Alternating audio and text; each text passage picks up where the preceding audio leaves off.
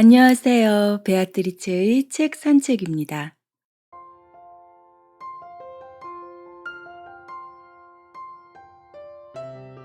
애프터눈 티에 관한 유래를 아시나요? 애프터눈 티는 영국의 귀족 문화에서 유래한 것으로 오후 3시에서 5시 즈음에 차를 마셔 붙여진 이름입니다. 그 당시 영국은 이른 아침 식사와 늦은 저녁 식사로 인해 오후 3시에서 5시가 되면 출출함을 달래기 위해 차와 함께 가벼운 디저트를 먹으면서 지인과 사교의 시간을 보낸 것이 그 시초인데요. 영국 귀족들은 애프터눈 티 타임에 홍차와 다과를 함께 나누면서 감정을 공유하는 것을 중요하게 여겼다고 합니다.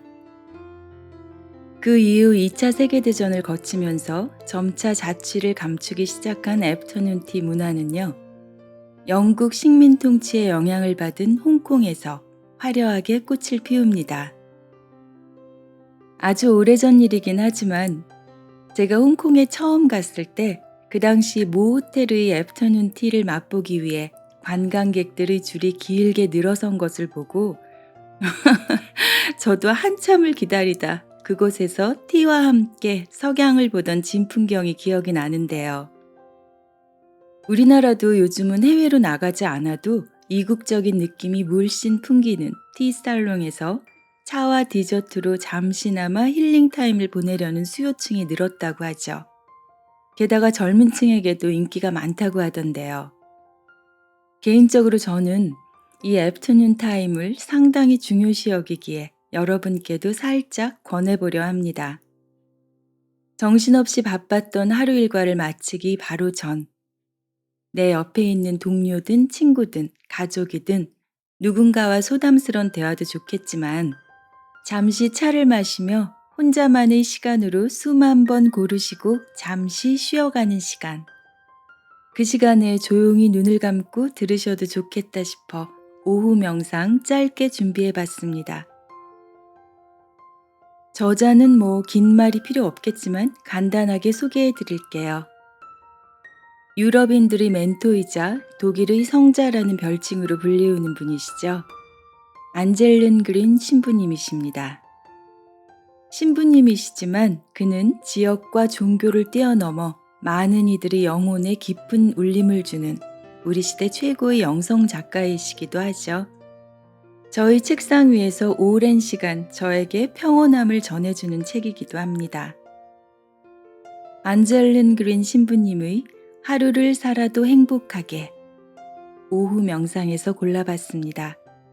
펴낸 곳은 스프링캣 북스입니다.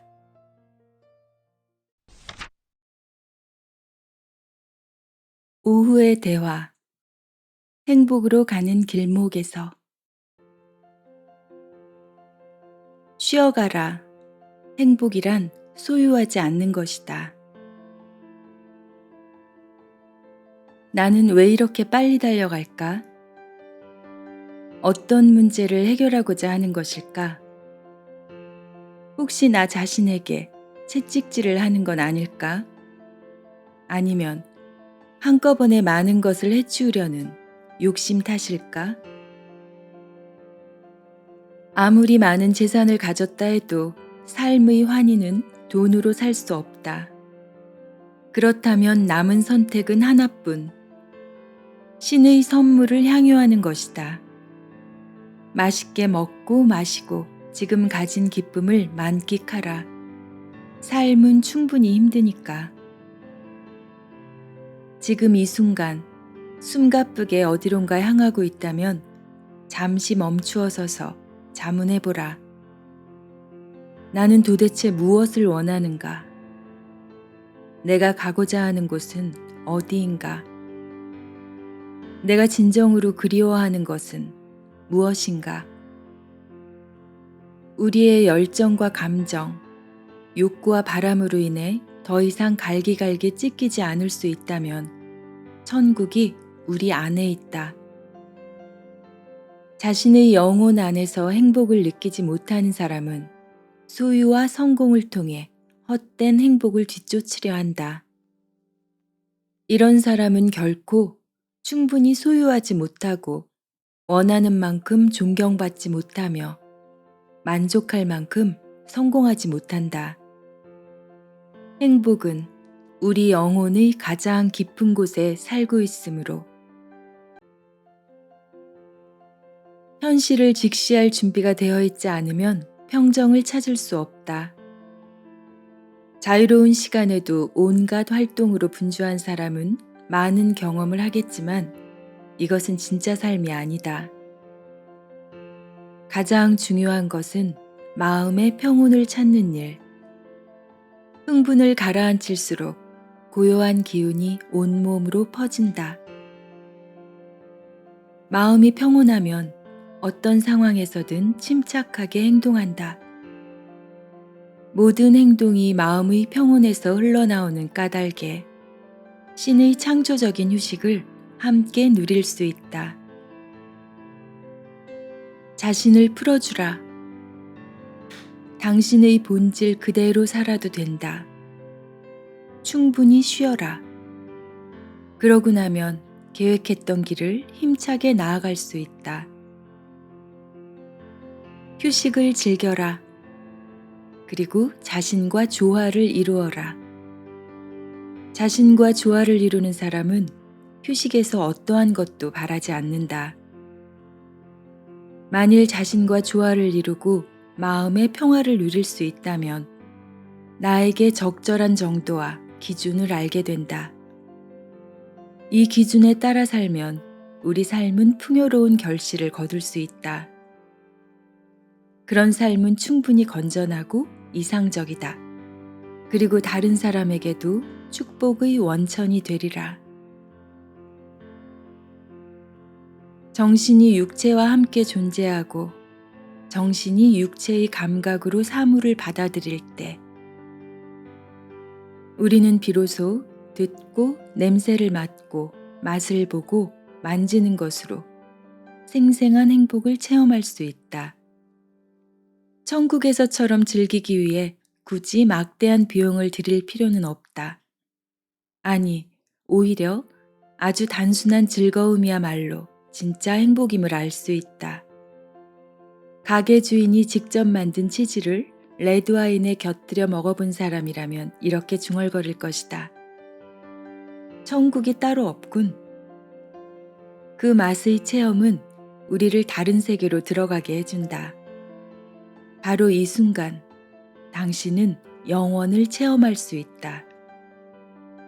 케이크를 몇 조각이나 개걸스럽게 삼키는 사람은 맛을 향유하고 즐기는 것이 무엇인지 모른다. 이런 사람은 나중에 자신이 과식했다고 화를 낸다. 이와는 반대로 케이크 한 조각을 천천히 맛보며 그 시간을 즐기는 사람은 먹을 때는 물론 먹고 난 후에도 기쁨을 유지할 수 있다. 그는 입으로 마음으로 그 맛을 즐기며 기쁨을 느낀다. 즐기고 향유하는 것에는 정도가 있다. 과도한 욕구나 채워지지 않는 탐욕에 이끌려 언제까지나 그 이상의 만족을 찾아 헤매다 보면 실망스러운 종말을 맞이하게 된다. 그리스 사람들은 이렇게 말한다. 적은 것에 만족하지 않는 사람은 어떤 것에도 만족하지 못한다. 금욕은 삶의 이로울 뿐 아니라 정신적인 풍요를 선사한다. 적절한 금욕은 우리를 진정한 기쁨과 행복으로 안내한다. 적당한 수준에서 행하는 금욕과 절제는 삶을 우리 손으로 만들어갈 수 있다는 자신감을 갖게 해준다. 음식, 텔레비전 등 일상에서 제공되는 것들을 일시적으로 포기해보라.